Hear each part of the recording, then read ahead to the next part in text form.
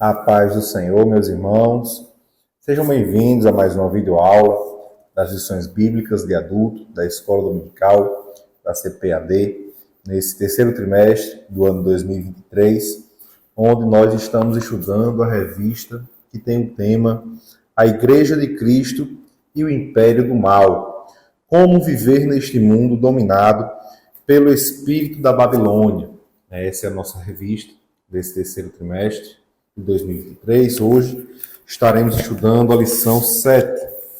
Lição 7 que será estudada presencialmente nas escolas dominical no dia 13 de agosto de 2023 e tem o título A Desconstrução da Feminilidade Bíblica. Na aula passada nós estudamos a desconstrução da masculinidade bíblica.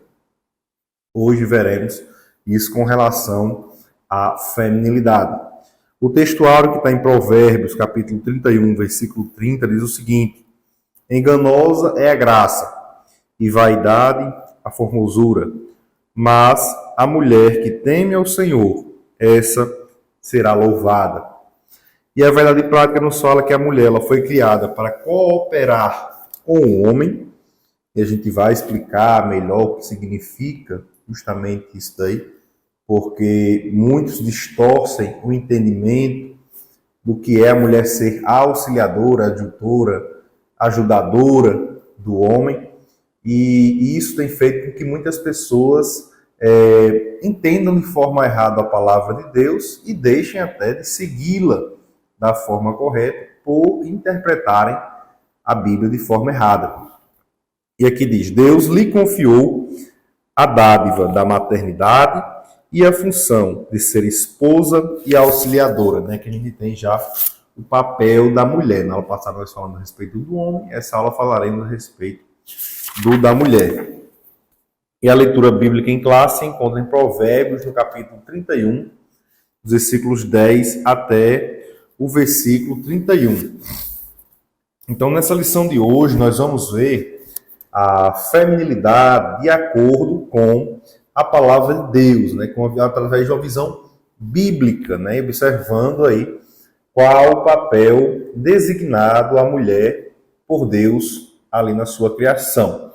Então, vejam bem, nós vamos tratar aqui observando a feminilidade de acordo com os padrões bíblicos, E aí vale ressaltar que o ser humano, isso daí, homem e mulher, quando ele foi criado à imagem de Deus. Nós até falamos isso na aula passada já. Gênesis capítulo 1, versículo 27 diz: E criou Deus o homem à sua imagem, a imagem de Deus o criou. Aqui o homem é o ser humano, O ser humano ele foi criado à imagem de Deus, até porque ele diz: macho e fêmea os criou. Então Deus criou o ser humano, Deus criou o ser humano em igualdade perante ele. Mas ali Deus já definiu o ser humano por sexo, como homem e fêmea, ou como homem e mulher, como macho e fêmea, separando justamente ali, já mostrando que havia uma distinção entre os dois, apesar de, diante dele, os dois terem o mesmo valor, Então, apesar de ter o mesmo valor, eles tinham ali, uma formação distinta. O homem ele foi formado de um jeito e a mulher formada de outro, e também papéis distintos, Papéis que foram ali designados por Deus, funções que foram dadas para o homem, funções que foram dadas para a mulher, de formas distintas e complementares, Então foi assim que Deus fez. Na lição passada nós já vimos ali as funções ou o papel do homem, que está relacionado à provisão, à proteção e à liderança. Nós vimos isso na aula passada e hoje nós veremos o papel da mulher, que é um papel que inclui aí a bênção da maternidade, que está ligada, relacionada à dádiva da procriação, a obediência ao mandado criacional de Deus. Deus também lá em Gênesis ainda, no capítulo 1 e no versículo 28, diz assim: E Deus os abençoou e Deus lhes disse: frutificai multiplicai-vos e enchei a terra e sujeitai-a. Então, para que o homem ele pudesse se multiplicar, ele pudesse reproduzir, ele não tendo capacidade, ele precisa da mulher. Há uma necessidade da mulher, o papel da mulher, da função da mulher como mãe, né, com essa dádiva da procriação dada à mulher, né, há uma necessidade da mulher para que haja a continuidade do gênero humano, né, multiplicação aí do gênero humano. Então Deus ele deu esse mandado criacional para a humanidade, para que a humanidade se multiplicasse, e ali a gente vê que esse papel ficou reservado à mulher. Então é uma dádiva dada por Deus à mulher para que a mulher pudesse se gerar. E também, além disso, né, ela é cuidadora também do lar e dos seus filhos. Né? A mulher ela tem essa responsabilidade, esse papel de gerenciar o seu lar, de cuidar do seu lar. A mulher tem até uma visão diferente do homem para isso, para cuidar do lar, das coisas de casa e também cuidar dos seus filhos, né? Ser protetora ali dos seus filhos. E a gente vê bem isso nas mães, né? As mães elas têm esse instinto, né, de proteger ali os seus filhos, né? E a gente vê também que o papel da mulher inclui, além da bênção da maternidade, inclui também a cooperação com o marido, né? A mulher é auxiliadora do seu marido, isso para uma complementação mútua, né? Tanto a mulher complementa o homem, como o homem complementa também a mulher. E aí nós vamos falar também aqui das ações, né, do espírito da Babilônia. A gente está tratando nesse trimestre também a respeito da ação do espírito da Babilônia, e nós vivendo em meio a tudo isso, né, na verdade, um sistema maligno que há atuando para tirar da mente do homem o conhecimento de Deus, afastar o homem de Deus. Então, nós vamos falar das ações do espírito da Babilônia na tentativa de desconstruir o modelo de feminilidade de acordo com a Bíblia, né? E isso através do movimento feminista, né? Nós vamos tratar aqui hoje falando a respeito do movimento feminista, visando justamente aí, né, uma liberdade, né, sexual, promover uma liberdade sexual e também, além disso, destruir o modelo bíblico de família, né? Esse é o objetivo, um dos objetivos aí do movimento feminista. Nós vamos falar aqui melhor a respeito deles. Isso tudo, meus irmãos, nada mais é do que um objetivo do inimigo para afastar o ser humano de Deus. Essa é a vontade do inimigo e esse é o propósito desse sistema aí maligno, esse espírito da Babilônia. Então, no final, nós mostraremos também a mulher virtuosa de Provérbios 31, que está tratada aqui na leitura bíblica em classe, né? O autor trouxe Provérbios 31, versículos 10 até o 31, e nós falaremos dessa mulher virtuosa que foi escolhida pelo autor como símbolo da feminilidade, modelo bíblico de feminilidade. A gente vai apresentar aqui algumas características, o autor traz bem explicadas aqui no tópico 3 da lição, né? Os irmãos que leram aí, que vão ler, que possuem a lição, façam essa leitura, né? Acompanhando, leia lá e também veja aqui nos versículos, nós vamos mostrar isso daqui no final para que os irmãos possam fazer. E aqui algumas características também falaremos, como a fidelidade dessa mulher virtuosa ao seu esposo, a sua sabedoria nas atitudes, o fato de ser uma mãe amorosa, uma boa administradora de seu lar e também uma mulher temente a Deus, né? E por causa de todas essas virtudes, de todos esses frutos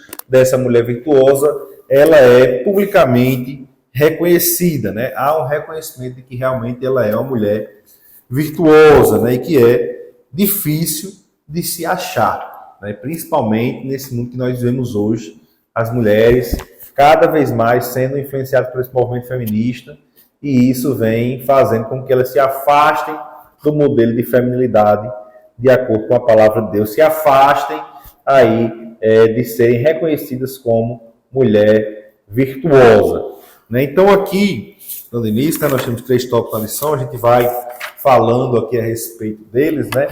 Então, aqui no tópico 1, a gente vê justamente, né, que na criação do ser humano, né, do homem e da mulher, Deus, ele os fez a sua imagem, a sua semelhança, como a gente já leu em Gênesis capítulo 1, versículo 27, né? Então, Adão e Eva, eles foram criados ali iguais diante de Deus, né? Iguais em personalidade, em valor, em honra, em respeito, né? Ou seja, um não é melhor ou maior do que o outro, né? Diante de Deus, perante Deus, eles são de igual valor, tanto o homem como a mulher. E vale ressaltar justamente isso no ato da criação, né? No ato da criação, eles foram feitos iguais diante de Deus, né? Lá em Gênesis, capítulo 1, versículo 27, no momento em que Deus cria o ser humano, antes da formação, né?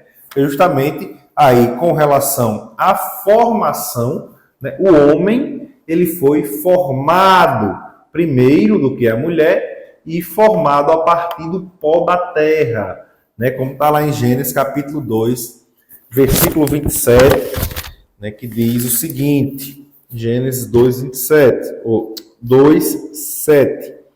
E formou o Senhor Deus o homem do pó da terra, e soprou em seus narizes o fôlego da vida, e o homem foi feito alma vivente. Então você veja que na criação ali de Deus, ele criou o ser humano, homem e mulher. No ato da formação do ser humano, Deus formou o homem primeiramente e formou o homem a partir do pó da terra. E a mulher, por outro lado, né, ela foi tirada, né, formada a partir do homem, a partir de uma parte do homem, ali de uma costela que lhe foi retirada, né? Ou seja, ela foi formada da mesma matéria do homem. Isso significa que ela possui a mesma natureza do homem, né? Mas, apesar de ter sido formada a partir do homem, ela foi formada totalmente diferente do homem, né? Com características biológicas, físicas distintas do homem. Basta você olhar para uma mulher que realmente se comporta como uma mulher, né? E um homem, e você vai ver que eles possuem características físicas bastante distintas. E foi assim que Deus fez, foi assim que Deus formou, né? Como nós vemos aqui em Gênesis 2, 22 e 23, que diz assim, da costela que o Senhor Deus tomou do homem, formou uma mulher. Veja, essa formação de Deus foi uma formação diferente, né? Deus ele teve um cuidado maior ao formar a mulher, formou uma mulher de forma mais bonita. Você vê que a mulher, ela é mais bonita do que o homem, né? Então o homem, ele, até ali, Adão, quando olhou para a mulher, né? Ele diz, né? E trouxe Adão, e Adão, quando olhou, logo se apaixonou ali por Eva, né? E disse Adão, né? Esta agora é carne, é osso dos meus ossos e carne da minha carne. Esta será chamada varoa, porque do varão foi tomada. Veja que aqui Adão, ele logo percebe que Eva é diferente. Ele logo percebe que ela não é igual a ele. E chama ela até de varoa. Ele não chamou ela de vara, chamou ela de varoa. Por quê? Porque ela realmente era diferente dele, né? E ali ele se apaixona logo por ela. E, além disso, né, Deus os fez, além na questão da formação ser distinta, né, fisicamente distinta, Deus também os fez com papéis distintos, né? Que não podem, é interessante, aí não podem ser comparados esses papéis, né? Muitas pessoas gostam de fazer essa comparação, as feministas amam comparar, né? Acham que o papel do homem é mais importante porque o homem fez isso daí, construindo com a opressão sobre a mulher, mas esses papéis eles foram dados, aqui os papéis que chama a Bíblia, né? Foram dados por Deus, designados por Deus para o homem e para a mulher, né? E eles não podem ser comparados porque são papéis diferentes, são papéis distintos e são papéis complementares. Então é necessário o homem e a mulher. E a gente já viu na aula passada, né, o papel do homem estabelecido ali por Deus era o de prover, proteger e liderar. E Deus o fez com características físicas, características emocionais, né, que ajudassem o homem a cumprir com essas funções. né? Com essas funções que fazem parte do seu papel. E, de igual modo, a mulher ela também foi formada, diferente do homem, para auxiliar ali no cumprimento do seu papel, né? O seu papel complementar com relação ao homem. Complementar porque não é um papel nem melhor, nem pior do que o papel do homem, né? E ali esse papel da mulher, ele inclui, como a gente já falou aqui, a bênção da maternidade, né? Para que a mulher cumpra aí o mandato criacional da parte de Deus, Gênesis 1, 28, né? Que o homem, ele se multiplicasse, e a mulher, aí com essa bênção da maternidade, ela se torna co-participante, né, da construção da história da humanidade, né? Como Adão disse aqui a Eva, né? Em Gênesis, no capítulo 3, versículo 20, é porque o homem, a humanidade, ela vem a partir do ventre da mulher, né? Então Adão disse a Eva, né? Chamou Adão, o nome da sua mulher Eva, porquanto ela era a mãe de todos os viventes. Então você veja aqui Eva, né? Se tornou a mãe, né, de todos, Adão o pai, né? E ali, a todas as mulheres aí que nascessem, elas nasceriam biologicamente, né? Suscetíveis a gerar filhos, né? Nasceriam capazes disso daí. E Deus as fez assim, né? E é interessante, a gente já falou aqui até a respeito disso, né? Quando falamos a respeito da geração de filhos no ventre materno, e ali Deus dotou o ser humano, né, biologicamente capaz de fazer isso. E a mulher, ela tem essa dádiva da procriação, né? Então, quando Deus criou Adão, Deus soprou ali o sopro da vida, né? E fez de Adão alma vivente. E aqui a gente vê que, a partir do momento em que o homem ele procria, que a mulher ela gera uma vida no seu ventre, o sopro da vida, Deus soprou lá em Adão, ele é ali passado para aquele feto ali naquele momento, né? Aquele ser vivo, né? E ele passa a ter vida porque o fôlego da vida ele é passado de forma biológica. Deus fez o homem capaz disso, né? Você veja como Deus é minucioso, né? Ali e perfeito na sua criação, né? Deus fez o homem e a mulher. Veja, uma mulher só ela não consegue gerar um filho. Uma mulher com a mulher não consegue gerar um filho. Um homem com um homem não consegue gerar um filho. O homem sozinho também não consegue. É necessário um homem e uma mulher. E aí nós vemos a criação de Deus funcionando de forma perfeita, né? Deus criou eles com essa capacidade de passar para frente o fôlego da vida que Ele mesmo soprou ali no homem, que Ele mesmo deu à humanidade. Então veja que a maternidade ela é uma bênção, né? Uma bênção que é desejada pelas mulheres, né? Pela mulher que compreende o seu papel, que recebe isso como um dom, uma dádiva da parte de Deus, porque ela vai gerar uma nova vida ali dentro dela, né? E que a esterilidade, né, para essas mulheres, elas é vista como motivo de sofrimento, né? Porque elas querem ser mães, elas querem cumprir com o seu papel de mãe, né? O seu papel ali que ela recebeu, né, de uma bênção da maternidade, né? Então o ato de conceber, o ato de ter ali os filhos é para elas um motivo de alegria imensa, né? Como a gente vê os casos aí de mulheres que eram estéreis no Antigo Testamento, na Bíblia, né?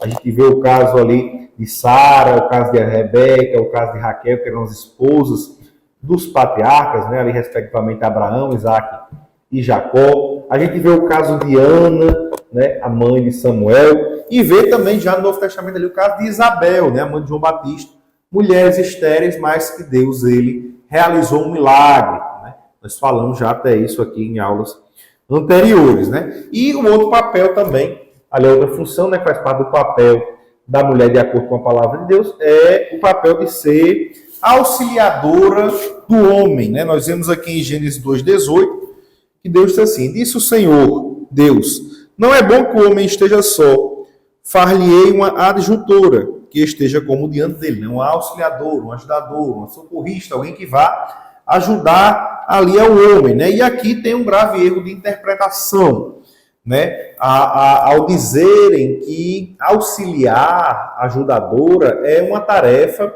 inferior, né? Até porque Deus ele é mostrado na Bíblia como um auxiliador, como um ajudador, né? A gente vê, por exemplo, no livro de Salmos, vamos abrir aqui Salmos, o Salmo 33 e o versículo 20, né? Salmo 33, versículo 20 diz assim: a nossa alma espera no Senhor, Ele é o nosso auxílio, a nossa ajuda e o nosso escudo. E eu lhe pergunto, Deus é inferior ao homem? O papel de Deus é inferior ao do homem? De forma alguma. Mas mesmo assim, Deus, ele nos ajuda, Deus, ele nos auxilia. Portanto, auxiliar, colaborar, ajudar, socorrer, não é um papel inferior. Muito pelo contrário, só pode ajudar, só pode auxiliar, só pode socorrer quem está com capacidade para fazer isso. Então Deus dotou a mulher de capacidade para poder auxiliar o marido. Veja que é uma complementação, né? Por que uma complementação? Porque o homem não consegue fazer aquilo que é papel da mulher. A mulher não consegue fazer aquilo que é papel do homem, assim como o homem não consegue fazer o que é papel da mulher. E aí quando a gente vê essa inversão de papéis que a sociedade tenta promover, aí a gente vê tudo aquilo que é causado, todo o desgaste, tudo aquilo de ruim que é promovido através dessa tentativa de inversão de papéis na sociedade, né? A mulher ela não consegue cumprir com o papel do homem, nem o homem com o papel da mulher. Isso porque no ato da criação, Deus colocou no homem ali as suas funções e colocou na mulher também as suas funções, né? E aí, diante dessa interpretação errada, a gente tem dois posicionamentos. A gente tem as feministas, né, que se aproveitam dessa situação aí para desprezar o texto bíblico, dizer que porque a mulher é tratada como inferior, a Bíblia ela é machista, e então não pode acreditar na palavra de Deus, e as feministas falam dessa forma. Por outro lado, até de pessoas que estão dentro da igreja, mulheres e homens também que estão dentro da igreja, que estão aí, tem esse viés aí feminista, e acaba dizendo, a Bíblia ela é machista, a Bíblia, o homem ele pisa na mulher. De forma alguma. Isso nunca foi propósito divino, isso nunca foi propósito de Deus. O homem faz isso, comete essa injustiça por causa da maldade do seu coração, por causa do pecado em seu coração. Mas, de forma alguma, Deus é a favor desse tipo de atitude, né? Então, por um lado, tem as feministas que utilizam isso para desprezar o texto bíblico, né? Da mulher como auxiliadora do homem, e, por outro lado, tem aquelas que aceitam essa interpretação equivocada e acabam, muitas vezes, passando até por sofrimento com isso, né? Com seus homens, com seus maridos cruéis, né? Que acabam ali menosprezando essas mulheres, pisando nessas mulheres, e elas dizem, não, mas é porque eu tenho que ser submissa, eu sou ajudador, eu sou auxiliador, então meu papel é mesmo inferior, então eu vou aceitar, e acaba ali sendo desprezada pelo seu marido, que dessa forma não se comporta como um marido cristão, né? E ambas as atitudes aí, tanto a das feministas desprezando a palavra de Deus, como aquelas que aceitam esse tipo de coisa, que é uma interpretação errada, equivocada, estão agindo de forma errada, né? Então Deus ele criou a mulher para ser auxiliadora, né, cooperadora, ajudadora do homem, né, para que ambos se complementassem, né, para uma complementação do homem com a mulher. Então a gente vê que já partindo já para o tópico 2, né, o ativismo feminista, né, ele é uma das formas de atuação do espírito da Babilônia, né, na tentativa justamente da desconstrução do modelo bíblico de feminilidade, né? Então a gente vê aqui inicialmente o chamado protofeminismo, né? O início aí do movimento feminista ele se deu no século XVIII na Grã-Bretanha, onde se destacam duas figuras, né? Mary Wollstonecraft e a sua filha, né, Mary Goldwyn, depois passou a ser chamada de Mary Shelley, né, que é a autora do livro, do conhecido livro Frankenstein. E essa mãe e essa filha, elas tiveram aí uma vida de devastação sexual, né? Elas acabaram ali se entregando, né, a vida pecaminosa, se envolvendo com homens casados, né? Tiveram realmente uma vida de bastante pecado. E por isso as suas ideias, elas incluíam aí o amor livre, né? O sexo livre e também a rejeição da sexualidade tradicional, né? E aí a gente vê aí a aversão que elas tinham ao modelo bíblico de feminilidade, né? Da mulher que é fiel ao seu marido, da mulher que deve ali ter o seu marido e ficar para sempre com ele. Então elas não aceitavam esse tipo de coisa. Isso ainda já ali no século XVIII. Depois veio isso é o proto-feminismo. Depois veio a primeira onda, né? A primeira onda do feminismo, aí já no século XIX, ali na Europa e nos Estados Unidos. E de início eles tinham até pautas legítimas, né? Pautas que realmente vale a pena lutar. Luta pela proibição da escravatura, pela criminalização do álcool e também pelo direito ao voto feminino, né? Nós vemos aqui que são realmente pautas legítimas, coisas realmente pelas quais vale a pena lutar. Mas aí não demorou muito, né, para que começassem a surgir pautas ali contrárias à palavra de Deus, né? A sexualidade livre, legalização do aborto, ali permissão também, legalização do divórcio. E veio então a segunda onda, né? Aí, lá pelo meio ali do século XX, né? Na década de 50, de 60, começou ali algumas outras pautas serem inseridas no movimento feminista, né? Nessa segunda onda. Primeiro, aí a gente vê o abandono, né, das mulheres dos seus deveres do lar, né? A mulher ela não quer mais arrumar a casa, a mulher não quer mais lavar a louça, ela não quer mais fazer os deveres do seu lar, e abandona mesmo e diz que vai viver a sua vida profissional. Porque se o homem pode ver a vida profissional dele, por que eu não posso também? E aí a mulher ela abandona realmente a sua casa para se dedicar à sua vida profissional.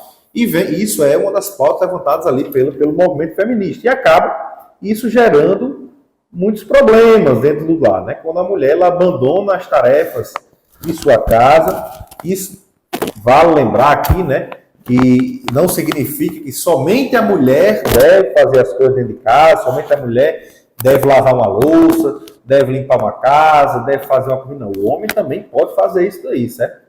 Mas, né, vale aqui a gente ressaltar que a mulher ela tem um cuidado todo especial com o lar. Veja, não é o marido que tem essa aptidão para cuidar da sua casa. A mulher ela tem um cuidado já especial com isso. Eu acredito que isso é algo que eu estou falando aqui, mas todas as mulheres e homens que são casados têm essa ideia de que a mulher é quem visa melhor ali, entende melhor das coisas de dentro da sua casa. Ela foi formada para isso, ela tem uma visão voltada para isso. E aí vem o feminismo tentar desconstruir, né, tirar essa visão, essa percepção de que a mulher ela deve cuidar da sua casa.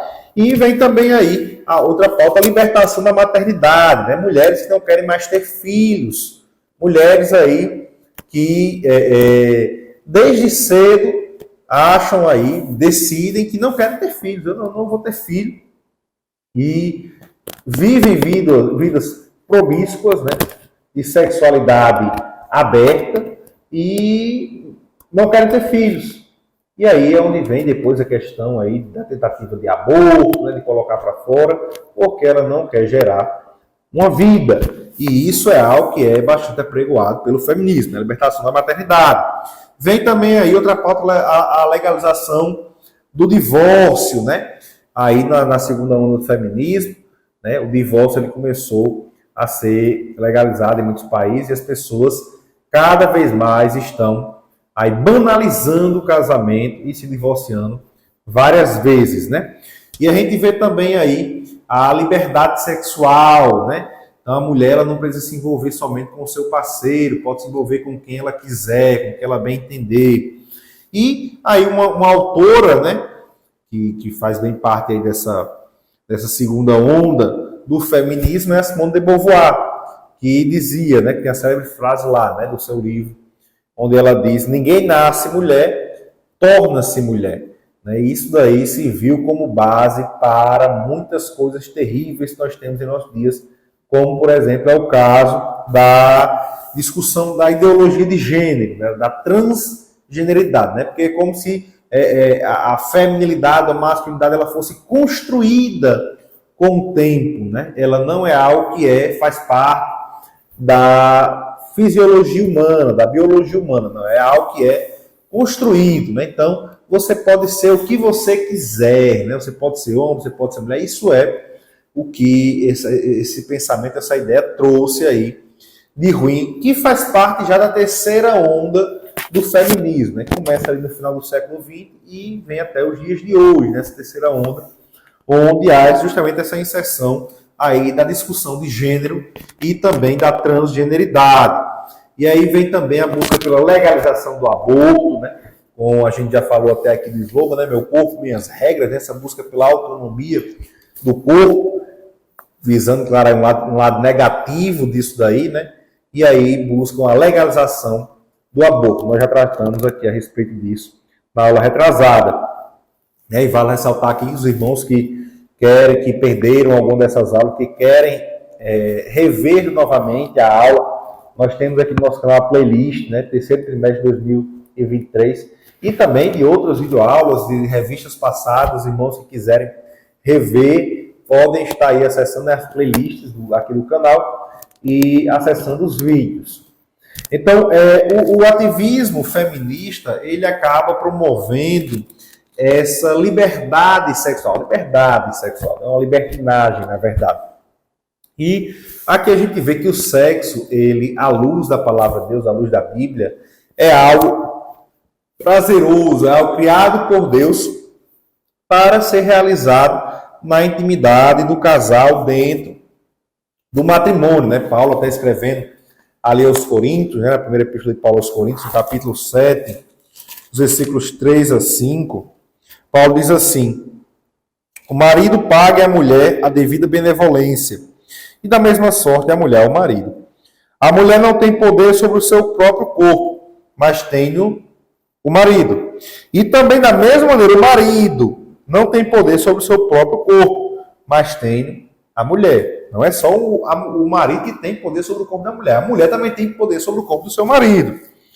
Não vos defraudeis um ao outro, senão por consentimento mútuo por algum tempo, né? Para parar de ter ali as relações por algum tempo, para vos aplicar a oração. E depois ajuntai-vos outra vez, para que Satanás não vos tente pela vossa incontinência, né? Então, Paulo tinha conhecimento aqui de que o marido e a mulher eles devem ter essas relações dentro do seu casamento, justamente para não ser tentado, né, a fazer fora do casamento, a ter relações sexuais ilícitas. Qualquer relação sexual fora do casamento é prostituição, é porneia, é pecado sexual.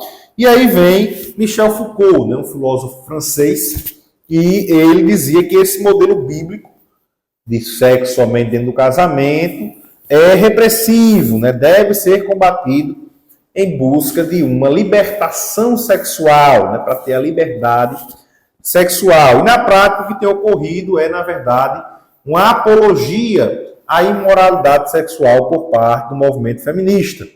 E a gente vê aí a iniciação sexual precoce de crianças, né? A pedofilia, né? A gente vê algo isso aí pesado, de forma pesada dentro do movimento feminista. A prática da homossexualidade, né? A apologia à prática da homossexualidade, a apologia à fornicação, ao adultério, à prostituição, né? A venda do corpo. Então, tudo isso daí, o que a Bíblia nos diz é fugir da prostituição, fugir da imoralidade sexual, fugir da porneia, né? Nós, como cristãos, devemos fugir de todo tipo disso daí. Então, fica bem claro, né, que o feminismo, né, o movimento feminista não é lugar para cristão. Infelizmente, talvez até alguém aqui esteja me assistindo, e os irmãos possam se deparar com isso em frente aí na escola dominical, alguém lá na sua sala possa estar participando de alguma dessa atividade aí feminista. E cabe ao professor orientar, né? Cabe ao líder de mocidade, ao líder aí dos senhores, das senhoras, dos departamentos, ao pastor da igreja, orientar esse membro, essa pessoa, a respeito desse movimento feminista, o perigo que há por trás disso daí. Devemos tomar muito cuidado para que isso não se infiltre dentro das nossas igrejas. Não dá lugar para pessoas que fazem parte desse tipo de coisa ter espaço dentro das nossas igrejas para falar abertamente, expor ali as suas ideias e, por muitas vezes, acabar desviando as pessoas do caminho correto. E aí também a gente vê também outra promoção aí do movimento feminista, né?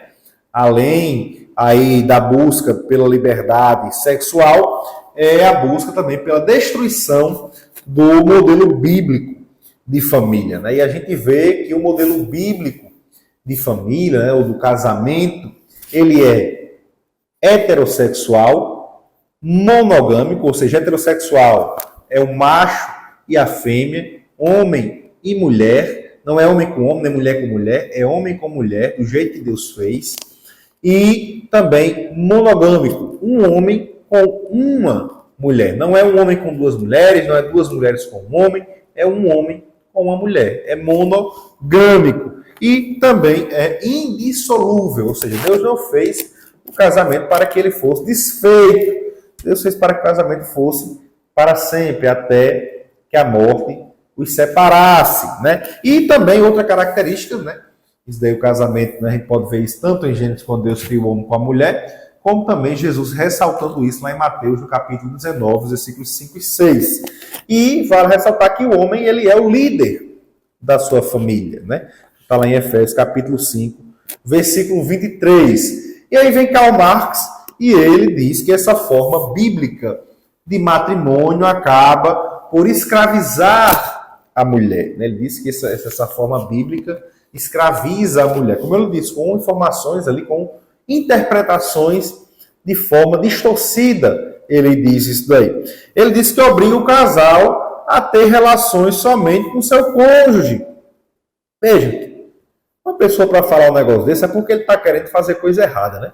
E realmente Karl Marx fez isso daí, né? Teve um relacionamento com a sua empregada, engravidou a sua empregada, não assumiu o filho que teve com ela. Então você veja que realmente ele já estava querendo fazer coisas aí por trás disso. Ele estava querendo se legitimar os seus atos através aí das suas ideias, né? E ele diz que isso é algo opressor, né? Obriga o casal a ter relações somente dentro do matrimônio, como se fosse para ter fora, né? E acaba também por tiranizar os laços conjugais que não podem ser desfeitos, né? Para ele, você poderia casar com uma pessoa, depois casar com outra, né? Não era obrigado você passar o resto da sua vida com a mesma pessoa. Esse era o pensamento de Karl Marx, que é adorado aí pelas feministas, né? E aí com essa visão marxista, né? O movimento feminista, ele vem promovendo algumas coisas, como a desconstrução da família tradicional, da família patriarcal, com o homem como líder da família. O que a gente tem visto muitas vezes hoje em dia é uma família com a mulher querendo aparecer, com a mulher querendo tomar a frente, e o marido ali atrás, acanhado, quietinho ali, e isso é algo que causa muitos problemas, vem causando muitos problemas. Como eu já disse, não é para ser também o outro em vez disso, é um extremo, errado. Não é para ser também o outro extremo. Na Bíblia nós vemos o equilíbrio cristão, é de acordo com o que está na Bíblia, e não no extremo. Qual é o outro extremo? É o machista, é aquele homem que escraviza a sua mulher, que oprime a sua mulher. De forma alguma, um homem desse ama a sua esposa. Então, temos que evitar os extremos, as coisas erradas que vão contra a palavra de Deus. Então, há uma busca por uma desconstrução do modelo familiar de acordo com a Bíblia. Também uma busca aí, uma promoção à liberdade sexual, né? Você pode fazer aí, ter relações sexuais com quem você quiser.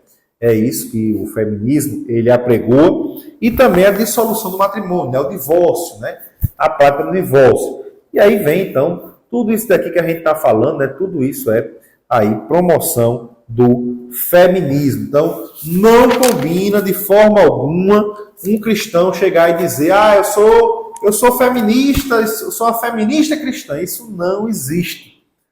Não tem relação nenhuma. Não é que a gente está dando só uma pincelada, mas aí os irmãos tiverem interesse, né, pesquisem mais a respeito. Aqui na própria lição, né, o autor ele traz 2 auxílios de vida cristã, que está até aí no livro Disciplinas da Mulher Cristã, né? Quem quiser adquirir também esse livro, né? Muito bom. Disciplinas da Mulher Cristã, para que os irmãos possam estar aprendendo mais coisas. Inclusive, aqui tem um trecho, né?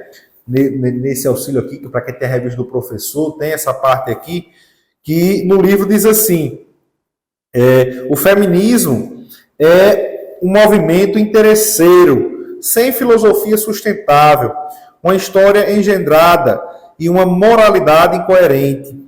Não traz liberdade e satisfação para as mulheres e não corrigirá as injustiças. Então, não vai atender às demandas que as mulheres realmente querem, né? No sentido de acabar com a injustiça, de acabar com a opressão realmente do homem, que eu disse, como eu disse, existem realmente, não estamos aqui desconsiderando que existe a opressão de muitos homens, infelizmente, que não amam as suas esposas e que oprimem as mulheres.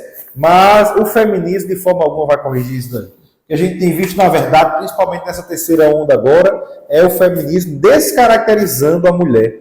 É o feminismo oprimindo a mulher. É o feminismo mostrando que quem quiser ser mulher pode ser mulher. E aí você vê, por exemplo, os esportes femininos, homens competindo contra as mulheres, numa desvantagem clara para as mulheres, e aí as próprias mulheres, que antes até se diziam feministas, agora estão contra esse tipo de atitude. Então você veja que é algo que vai só piorando, se degradando, né, em cada momento aí do feminismo. E aqui no tópico 3 o autor ele traz mostrando a mulher virtuosa como um símbolo bíblico de feminilidade, né? Então está bem claro aqui, o autor ele deixa, né? Os irmãos façam aqui uma leitura, acompanhando, né?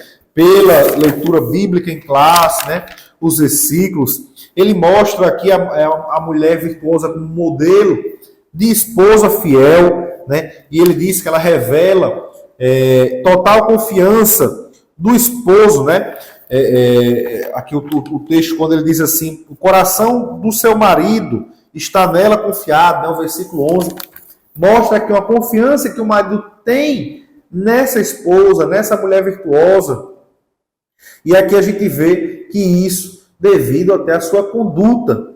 A mulher, ela passava essa confiança para o marido. Muita mulher às vezes diz assim: ah, você tem que confiar em mim. Mas ela não passa confiança para o marido. A sua conduta não passa a confiança para o seu esposo. Como é que ela quer que ele confie nela? Se ela fica dando ali motivos para que ele desconfie dela, não existe, não tem como. Então essa mulher virtuosa, ela passa confiança para o seu marido. A sua conduta é uma conduta de integridade, mostrando que realmente ela é fiel ao seu marido. Ela é uma mulher que também é sábia nas suas atitudes, né? A gente vê aqui no versículo 12, quando diz: ela lhe faz bem e não mal todos os dias da sua vida. Quantas mulheres por aí que têm sido rinchosas, que têm feito mal para os seus esposos, né? Então a gente vê aqui que a mulher, ela deve buscar proporcionar o bem-estar para o seu marido, deve ser uma mulher estável dentro de casa, não aquela mulher estável, que uma hora está de um jeito, outra está de outro.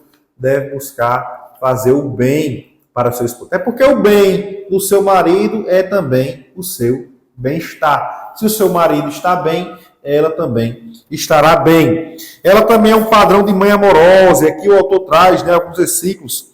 O versículo 15, a parte A, né, onde diz que ela se levanta e dá um mantimento à sua casa, mostrando aí que é uma mãe dedicada.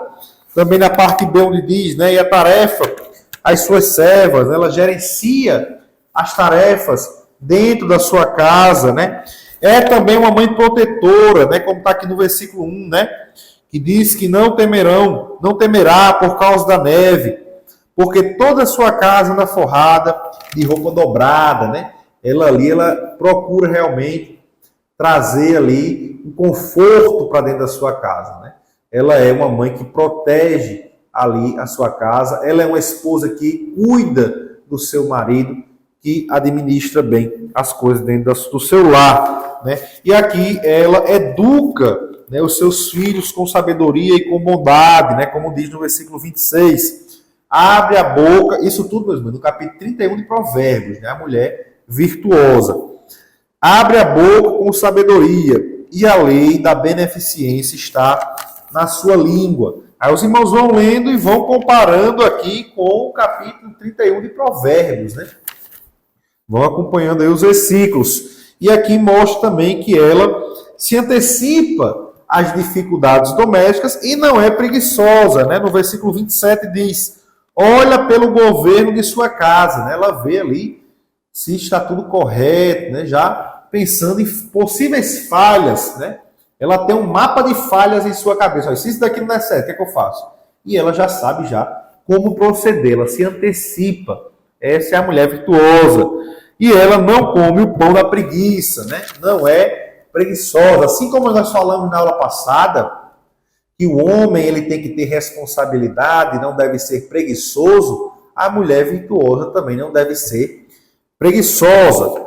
E aqui nós vemos também que os filhos eles reconhecem o seu incalculável valor. Está no versículo 28, onde diz: levantam-se seus filhos e chamam-na bem-aventurada, né? Essa aqui é a recompensa de uma mãe, né? Os filhos, o reconhecimento por parte dos seus filhos. E ela também é um exemplo de administradora, né? Administradora e empreendedora, né? Versículos 15 e 22 nos mostram aqui que ela é empreendedora, né? Ela é uma mulher que faz ali tapeçaria, né, de linho fino, e de púrpura é a sua veste. E aqui a gente vê também no versículo 14 que ela negocia bens importados, né, e de elevado padrão para sua casa. É como um navio mercante, né, de longe traz o seu pão, né, traz ali o melhor, né, está longe, mas trazer algo que é realmente bom para dentro de casa, né. Aqui nós vemos também que ela compra propriedades, né, e gerencia negócios lucrativos, versículo 16. Nos versículos 18 e 24, mostra que ela administra bem ali o seu empreendimento. Também no versículo 20 mostra que ela é uma pessoa generosa, né? O versículo 20 diz assim: abre a mão ao aflito e ao necessitado estende as mãos, né? É a mulher virtuosa, ela é também uma pessoa generosa, né? Que entende aquilo que Jesus falou, né? Melhor é dar do que receber, né? Tem muita mulher por aí, muito homem também por aí, que ele é mão fechada, né? Vê a necessidade do próximo, mas não chega ali para ajudá-lo.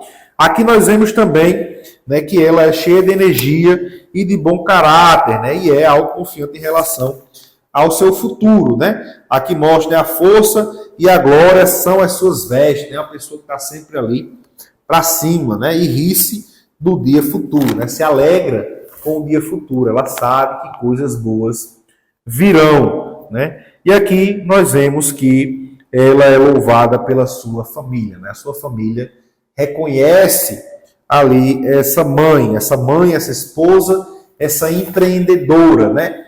A mulher virtuosa, ela é mãe, ela é esposa e ela é empreendedora, né? Você veja aqui as funções de uma mulher, né? As funções que uma mulher ela pode ter e ser louvada pela sua família, né? Aqui os versículos 28 e 29 diz: levantam-se seus filhos e chamam-no bem-aventurado, seus filhos, como também seu marido, que a louva, dizendo: muitas filhas agiram virtuosamente, mas tu a todas és superior, né? Veja como é aqui. E a mulher, como ela vai se agradar disso daí, né? E aqui também ela é uma mulher temente a Deus, né? O versículo 30 diz: enganosa é a graça e vaidade, a formosura, mas a mulher que teme ao Senhor, essa será louvada, né?